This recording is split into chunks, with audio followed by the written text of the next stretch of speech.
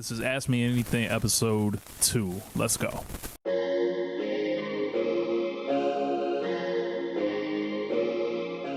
Alrighty, so we're back here with another Ask Me Anything video today. Last time we got, some great questions and all that, so I'm back here answering more stuff about music. If you ever want to contribute to one of these, check out the community tab or leave your questions in the comments. So without further ado, the first question comes from the internet.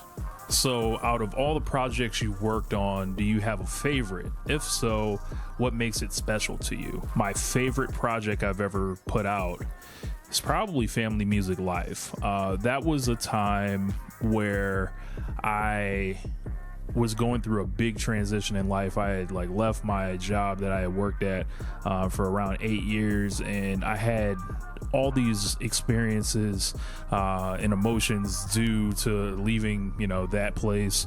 And also, just like the buildup of that life itself gives you. It wasn't perfect or anything. It was, what I could do at the time, but I made all the beats, engineered pretty much 95% of it, maybe 90% of it.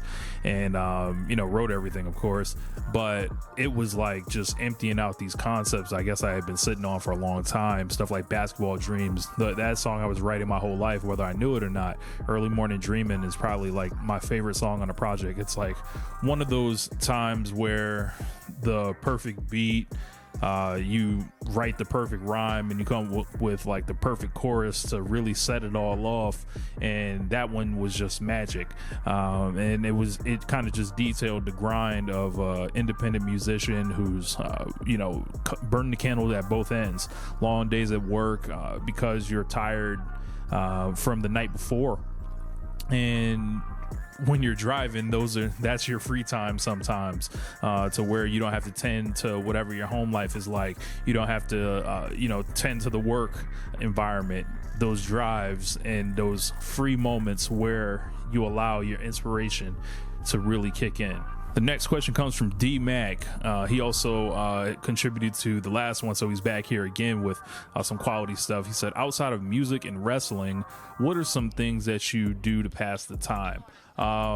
Something I like to do is play video games. I know that may sound like a generic answer, but I've really played video games my whole life, and I wasn't around for the stuff like Atari and anything like that, but kind of like that Sega generation of consoles where it was Sega and Nintendo, and then of course it was PlayStation. I started from the Sega path, went the PlayStation way, and I later got into PC gaming, but I'm still, with a PS5, playing video games just allows me to kind of disconnect. If I'm angry, play the video game. I'm happy, play the video game. If I'm bored, play the video game. And it gives me just a way to pass the time, decompress from any type of stress or any type of writer's block I may have. The video game doesn't have writer's block. It's going to be there. It's going to challenge you in a certain way. As far as two games, I like a lot of the wrestling games that are out, so maybe this is a little bit of a cop-out answer, but I love playing Fire Pro. The WWE 2K series is always pretty good for the amount of complaints it gets. I'm a big NBA 2K player. Don't play Madden as much anymore. After a while, I think it just got too much for me. I was like, I'm okay. I love the MLB, the show series, Grand Theft Auto for sure. And about 10 years ago, I started playing all those Call of Duty games, the first-person shooters, and those things will really get your blood pumping. And I discovered my love for UK rap, all the drill stuff, while I was playing Call of Duty Vanguard when it first came out. I was like, I need to hear something that sounds aggressive and motivating and a little bit, violent right now. So I started getting into all that. So I heard a lot of dope MCs from over in the UK. I would really love to work on some music with a UK rapper. So I've done stuff with folks in the past, but as far as the new style kind of stuff, I would really love to do that.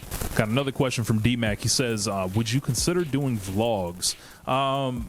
I would consider doing vlogs. I just think my life is boring sometimes. I work at home, so I wouldn't be leaving a whole lot. But if I had an individual event coming, I would be compelled to capture some of that stuff. On the channel, I have different things like little mini documentaries. The only thing with vlogs is all right, I feel like sometimes it can be kind of samey, but I mean, if you guys will watch it, I'll consider it. So, so D-Mac's last question here is, what are your favorite sports teams? I'm a big Los Angeles Lakers fan, Duke Blue Devils, Boston Red Sox, grew an affinity kind of for the Tampa Bay Rays a little bit, but just as far as like, I think their team is kind of interesting in how they build it and how cheap they are, and yet they manage to play it like you've given yourself a video game challenge. But for sure, the Lakers are probably my number one team. Been a fan since 1999.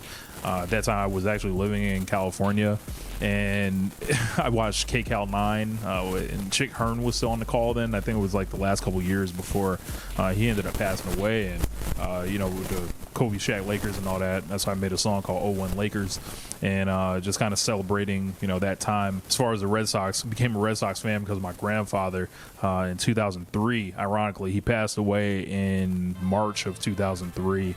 And I was like, well, I guess I'll be a Red Sox fan to honor him. I got my first taste of heartbreak that season with Aaron effing Boone. And after that, it was 2004. So I didn't have too much suffering like he did. He was born in 1928, died in 2003. Hardcore Red Sox fan. So I decided to pick it up from him. I've liked him ever since. I've seen him win 3 World Series since. So, it was... Actually, I think more. 2004, 2007, 2013, and 2018. Yeah, 2018. I take that back. Favorite Red Sox player of all time is probably David Ortiz or Pedro Martinez. One of those two guys, no doubt. Duke Blue Devils, my family nickname growing up was Duke. So I was like, wow, there's a basketball team called Duke. So I was like, oh, I'm all in. And, Jay Williams, around that time, that's when I was watching. Loved the Triple S teams that were around, Shire, Smith, and Singler, I believe his name is. Loved that team. And, I wasn't, there for all the Christian Laettner, Bobby Hurley and all. I was like 2-3 years old. So, it was what it was. So I didn't have those preconceived notions about Duke. So I got in for Jay Williams and just being an incredible point guard. And our last question of the day comes from MJ Does PR.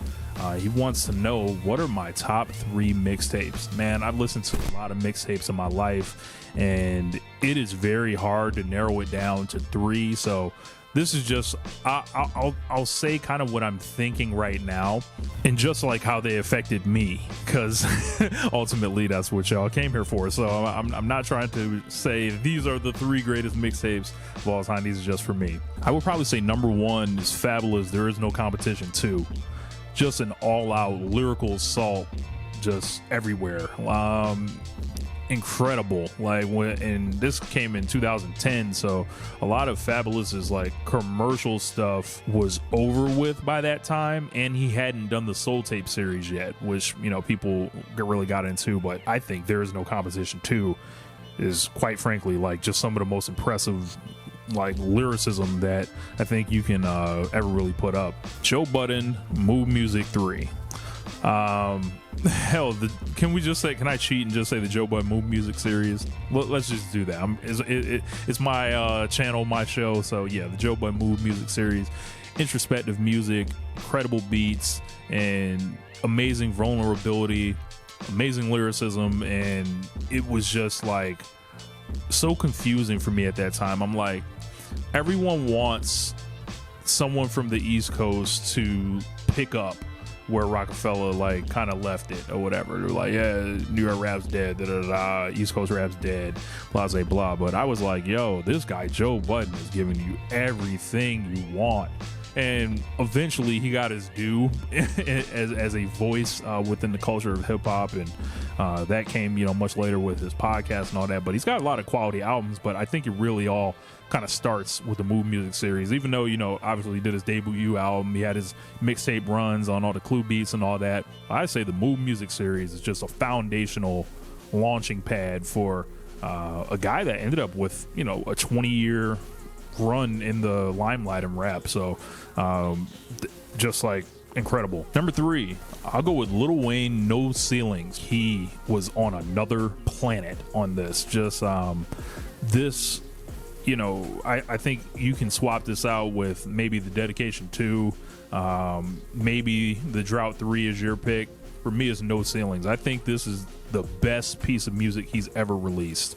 And with rappers from that time, I think it's interesting because some of their best work may not have been on albums. I think Wayne falls into that category for sure. Like No Ceilings, I can just remember the freestyles like over the Youngbloods beats, over the Band from TV. That was amazing. Wash My Shoes, Wasted. Like, these are all like seminal freestyles in his catalog, and he's got, you know, freestyles pretty much every beat there is. And, you know, it was like shining the light on a lot of folks, and, you know, more importantly, shining the light on himself. And if you guys got that original No Ceilings that's out there, or haven't heard it, because, you know, they put the one on streaming and all that, and it has songs cut and beats changed. No, go find the real No Ceilings 2, and then holla at me. So those are my three. I'm gonna go Fabulous, There Is No Competition 2, the Joe Budden Move Music series, because I can't narrow it down.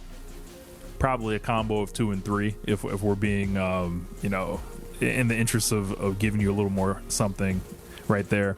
And then Lil Wayne, No Ceilings. So those are my favorite mixtapes. I appreciate your questions, and we'll do it again soon. So I'll holla at y'all. Peace.